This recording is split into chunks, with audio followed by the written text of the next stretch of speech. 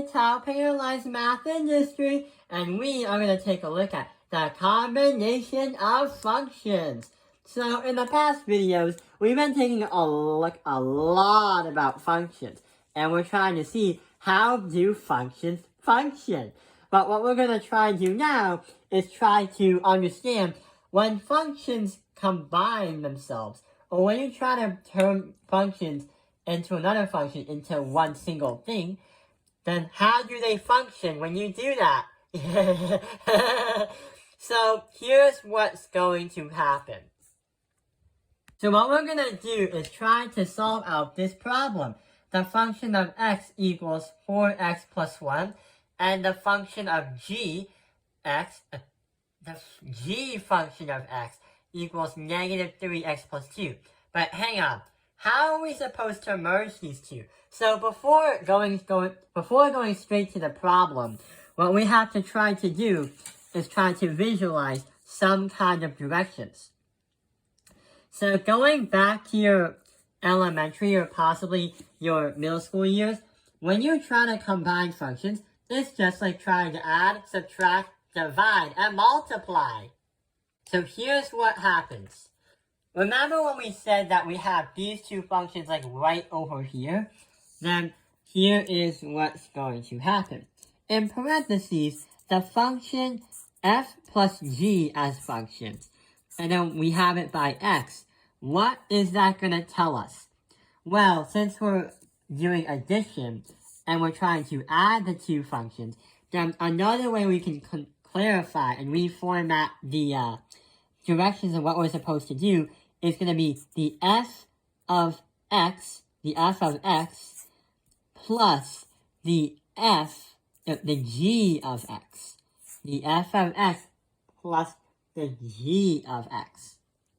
When we try to subtract a function, it's going to look like the f minus g is going to be function of x. To clarify what that means so mathematicians and anyone else can understand, is the function of x is going to be subtracted by the function of g. When we multiply, it's pretty much the same thing and so on. So f times g is going to be the function of x. But when we try to clarify, we get f of x, multiply that by the f of g. When we try to divide the functions, just like in middle school, what we're going to do is the f divide that by g is going to be of x. When we try to simplify and clarify, we're going to get the f of x divide that by the f of g. So divided by the g of x. So what we just did is we just clarified what the directions mean. Because, yeah, sure enough, we understand that these are functions. But sometimes we have different directions that try to help us understand what the directions are. So right over here, we have f plus g, the function of 6. And f plus g, the function of x. We're going to solve these two problems and find out what's going to happen. Well, what is going to happen? If we grab this piece of paper right over here, then that can get us to our answer. So it says the function of f plus g is 6. So what we're going to do is we have this and that and add the two. But we're going to insert 6 into the equation. So 4x plus 1, and that is going to be plus minus 3x plus 2. So we have 6 in this x and 6 in this x. 4 times 6 is 24 plus 1 minus that by 3 times 6 is going to be 18 plus 2. Solve it out arithmetically, and you get an answer. 24 plus 1 is 25. Subtract that by 18 plus 2, that is going to be 20. So 25 minus 20, 5. It's just like order of operations, because there's not necessarily an equal sign in these problems. Well, the only equal signs you get are telling you what function each equation represents, but we just summed it down to 5. So when you merge these two functions, assuming that what you put in for 6 as x, then 5 is going to get you to your answer. What we're going to do next is do s plus g is going to be x. But the problem is we already have x's in there, so what we're going to do is try to find out what we're going to do. So 4x plus 1 minus 3x plus 2. We have nothing inserted in for x, so here's what we're going to do. Combine the like terms, CLT. So this and this can be combined, and this and that can be combined. We have just x, 1 plus 2 is 3. So x plus 3. We can't say x equals 3 because there's no equal sign, rather than just identifying what functions there are.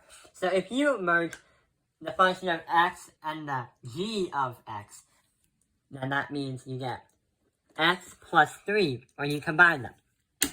But what happens if we get a little bit more challenging? Sometimes problems are not going to be as easy as you think. Sometimes they're going to be a lot more complicated, like this. Here's what's going to happen. F plus g as a function of x is the same thing as f of x plus g of x. So what's going to happen is the top row is just an explanation of like what's happening and what you're supposed to do. The function of x is equal to x squared plus 2x minus 5. And the function of g, x, is going to be negative x squared minus 2x plus 10. We have to find what happens when we try to combine the two by adding the two functions. The reason why we're choosing to add in this video is because it's easy to understand and it's an easy way to kind of simplify the math for those who have a tougher time understanding math. And addition is the easiest because it's something you have learned back in like your elementary, preschool, and your middle school years. So here's what we're going to do. We're going to rewrite the problem right over here. We have x squared plus 2x minus 5. And negative x squared minus 2x plus 10. But there's something wrong about this problem. Number one, we don't have any numbers to kind of plug in, but the good news is that relieves a lot less work to do. Since we have to find what happens when we try to combine the two, notice how all we can do is combine like terms. X squared minus negative x squared subtracted by x squared is going to be 0. Plus 2 subtract by 2 is going to be 0. And negative 5 plus 10 is going to be a positive 5. So 0 plus 0 plus 5 is going to be 5. So if you try to combine the two and you have f plus g and plug in x into this problem, then 5 is what you're going to get when you combine the functions. So that concludes the video. I hope this video has helped you understand the combinations of functions. Thank you for watching Taoping Airlines Math Industry. Like and subscribe.